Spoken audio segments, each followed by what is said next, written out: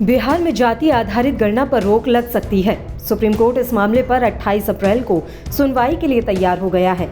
दरअसल प्रदेश में जातीय गणना पर रोक लगाने की मांग वाली नई याचिका सुप्रीम कोर्ट में दायर की गई। इस याचिका पर इस बार कोर्ट सुनवाई को तैयार हुआ है, जबकि इससे पहले वाली याचिकाओं को शीर्ष अदालत ने खारिज कर दिया था। गौरतलब है कि नीतीश सरकार ने पिछले साल जातीय गणना कराने का नोटिफिकेशन जारी किया था, जिसके बाद पहला चरण भी पूरा कर लिया गया है। उस वक्त भी अदालत में याचिका दायर कर इस सर्वे पर रोक लगाने की मांग की गई थी। तब याचिकाकर्ताओं ने दलील दी कि नीतीश सरकार का जातिगत गणना कराने का फैसला संविधान के मूल ढांचे का उल्लंघन है, क्योंकि जनगणना कराने का हक सिर्फ केंद्र सरकार को है। राज्य अपने स्तर पर जनगणना नहीं करा सकते हैं।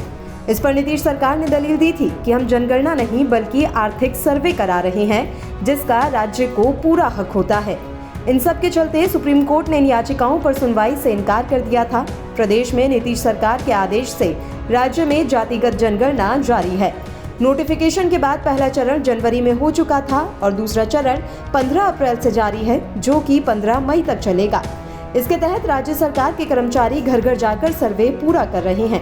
जातिगत आधारित गणना कैसी हो रही है, इस बारे में कुछ जानकारी एसडीएम कुंदन सिंह ने दी है, जो हम आपके साथ शेयर कर रहे हैं।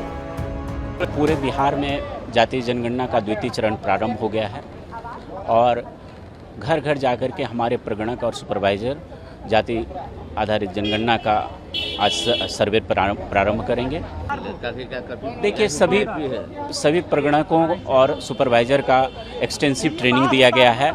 हम लोग मोबाइल ऐप का भी अलग ट्रेनिंग दिए हैं और हार्ड कॉपी में जो डेटा भरना है उसका भी अलग से ट्रेनिंग हो गया है।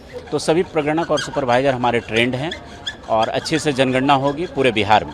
ये 15 अप्रैल से शुरुआत कब तक चलेगी? 15 मई तक। 15 अप्रैल से। कितने सवालों की सूची है जो पूछे जाएंगे? टोटल हम लोग 16 सवाल पूछ रहे हैं और इसमें स्पष्ट है कि किसी प्रकार का साक्ष्य किसी को नहीं देना है। जैसे कोई भी डॉक्यूमेंट हमारे प्रगणक उनसे नहीं मांगेंगे।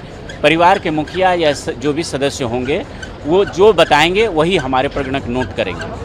कोई कंपल्सन नहीं है, किसी भी प्रकार का कोई डॉक्यूमेंट नहीं मांगा जाएगा। आप लोग कितने तैयार हैं, मेंटली कितने तैयार हैं? क्योंकि बिहार के मुख्यमंत्री आ रहे हैं, उनसे सवाल आप लोग पूछेंगे। देखिए, हमारे प्रगणक जो हैं वो पूरी तरीके से तैयार हैं।